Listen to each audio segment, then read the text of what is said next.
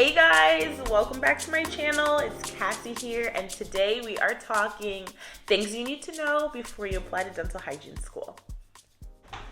So, one thing that I want to mention is that the program is extremely intense. So if you are somebody who knows that you need to work on your study habits or having more discipline, focusing on just studying and preparing, then this is your sign to get started on this yesterday, okay? The program is intense. It's going to take you a lot of time and energy. Even just in class, most of the times you will have class Monday through Friday. So just prepare that it's going to take up a lot of your time and a lot of your energy. That's the kind of program that it is.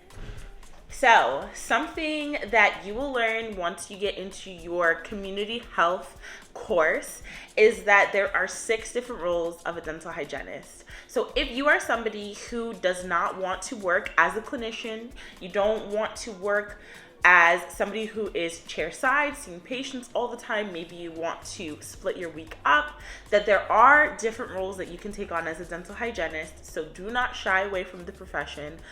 So a really important thing that you should know is that in dental hygiene school, you are responsible to find all of your patients. In school, you have different requirements for different types of patients. So not only do you need to find all of your patients, they also need to fall under certain categories in order for them to count, in order for you to make all of your requirements. And so that is something that you definitely need to know. To add on to that, also in clinic, each session is 3 hours long. So you need to know and be prepared that some patients, especially in the beginning as you are learning and growing, it will take maybe 2 or 3 sessions, each session being 3 hours. So that is something that you need to prepare. Typically, you will have either 1 or 2 semesters before you start your clinic. So you don't need to start preparing now, but it's just something that you do want to be aware of so that you can start recruiting people. So dental hygiene school can actually be extremely expensive. It can range anywhere between about $10,000 altogether to about $100,000, depending on what school you go to. Some programs will offer an option where the program itself is less. However, you will be responsible for all of your materials, all of your equipment, anything that you need that is not provided by the school. You will be responsible to pay for all of those things out of pocket. Then there are other programs where the cost of the program is much more expensive, but included in that cost, you might have patients included. You will have all of your materials, all of your equipment, everything that you need for the entire program. So something that a lot of people don't realize is that dental hygiene is an extremely physical job.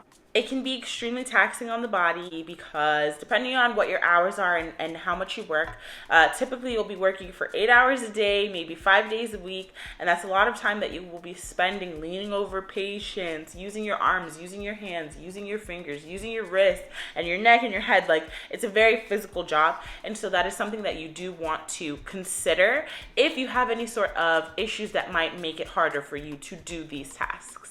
When you're in school, I'd say that it's a little less taxing on the body because typically you're only seeing one patient at a time.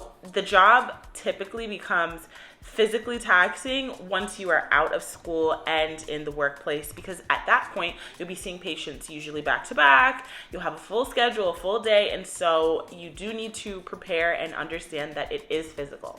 One of the first steps that I recommend that you do is to look up all the schools in the state that you live in to see what the requirements are for the dental hygiene programs at each of them. Different schools have different requirements, and that's why you want to know what the requirements are before you even start to take any classes. That way, you can optimize your time and make sure that you're taking only what it is that you need. There are actually some schools that offer you the opportunity to take your prerequisites while you are in hygiene school taking your core requirements. So that might be something that you would want to know if it's possible for you to do both of those things together. Maybe that would be what your preference would be, rather than for you to do your prerequisites first, which is typically the way that we go. Do the prerequisites, apply to school, get in, and then take the core classes. But If there is an option for you to get accepted into the school and do your prerequisites at the same time that you're doing the program, and that is your fit, then that's definitely something that you would want to know.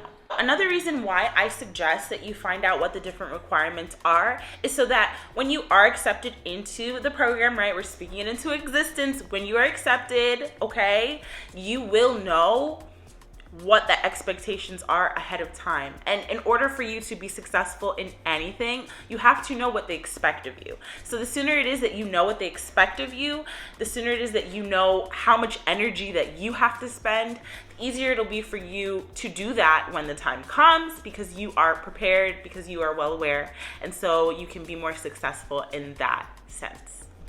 Okay, so this is a tip for people who are working, who have children, who are busy and think that they may not have enough time in their schedule to be able to fit in this program.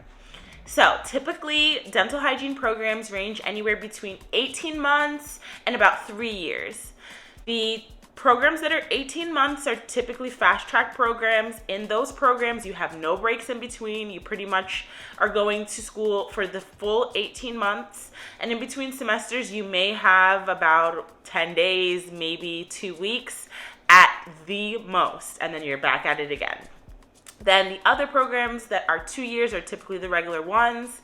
And then there are also some special programs where you will go to school at night or on the weekends. And those programs will take up to 3 years, but they are catered to busy people. This program, no matter which path you take, is going to be a lot of work. And so you want to pick which program is going to be the best fit for your lifestyle. If you are somebody who is busy, if you have young children and it is not possible for you to sacrifice for 18 months just grinding and focusing on school, that is perfectly fine. Instead of having to maybe quit your job or move everything around, you can go to a program that is a better fit for you and for your time. More than anything, I want to encourage you, although there are a lot of moving pieces that go into the profession, that if you are sure that this is something that you want to do, that it is possible for you, you just need to do the research and find out how to get started. Thank you so much for clicking on this video. Please let me know if you have any questions regarding any of the topics covered today, and I'll see you in the next video.